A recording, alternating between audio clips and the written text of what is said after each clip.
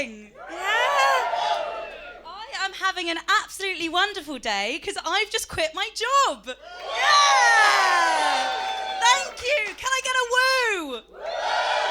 Can I get a go, Queen? Can I get someone to give me a tenner after the show? It is not looking good for me financially. No, I have just quit my job. I quit my job because it's my first corporate job, right? And I hated it because there was all this corporate jargon I found so obnoxious. Like, I remember clear as day being sat down by HR 1 month in, right? And being told that the person that, like, tells you what to do on a day-to-day basis, they're actually called your line manager, which was so embarrassing because I've just been calling her a fucking bitch for the last month. So you're a bit of me, Katie, you really are. But I think I knew it was time to quit because I felt myself getting almost a bit like too corporate, right? Like, I was on the phone to my mum and she said that I'd really changed the way that I speak, which, fair enough, I did tell her that I'd circle back to her text DOD, but I did think it was a bit rich coming from the self-same woman that once asked me if I wanted to go for a drink at Alberoni. And when I asked her where she meant, she pointed across the road to, I shit you not, an all bar one. It's like, mum. We're in Islington, not the Amalfi fucking Coast, you know? But I'm excited to have quit my job. But I am worried financially, right? Because I've got a lot of expensive tastes. Like, I'm in therapy. I know. In this economy, a bit of a brag. But I think I've always been quite an anxious person, right? Like, as a child, I was so paranoid that people could read my thoughts. I used to shout, boo, in my head to kind of see if anyone flinched. So, okay. We seem safe tonight. But therapy's helping a lot. I'm a lot less anxious, I'm a lot happier, and I'm just generally a lot more understanding as a person, right? But, like, I still have my limits. Like, people who believe in astrology, have a day off, you know? Like, anyone here believe in astrology? Yeah. Okay, enough white women that statistically, yeah, that checks out. But I feel like it's always the most hypocritical people that believe in astrology, you know, like the kind of people that drink oat milk lattes because dairy is unethical, but will do a line of coke and a night out because fuck it, it's Friday. I know. Kind of feel like the dairy farmers have a bit less blood on their hands than Pablo Escobar, you know?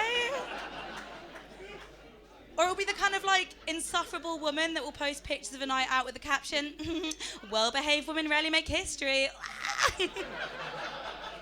Like, no, that doesn't apply to your night out in Infernos, you know, like. Don't think Emmeline Pankhurst got women the right to vote by doing Ketner spoons. Like, it's not what that quote means.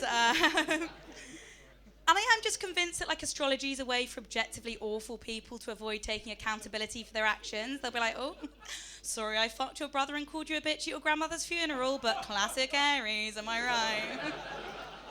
Like, Mercury's not in retrograde, you're just a bitch, you know? Oh, that was a bit of a Taurus move, but fair enough. They hate to see a girl who's winning, but...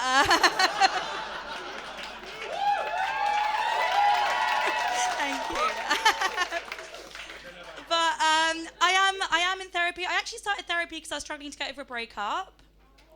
Oh, no, guys, it's fine. I'm over it. The breakup was super mutual. Like, my ex and I broke up because we just, like, weren't seeing eye to eye. Because, you know, I'm 5'2", on an incline, and he was a massive cunt. Yeah, my pet name for him was actually Pistachio, because I had to put in so much effort to get him to open up. And he always used to nut in my mouth. Oh, guys, I'm joking. His aim was awful. I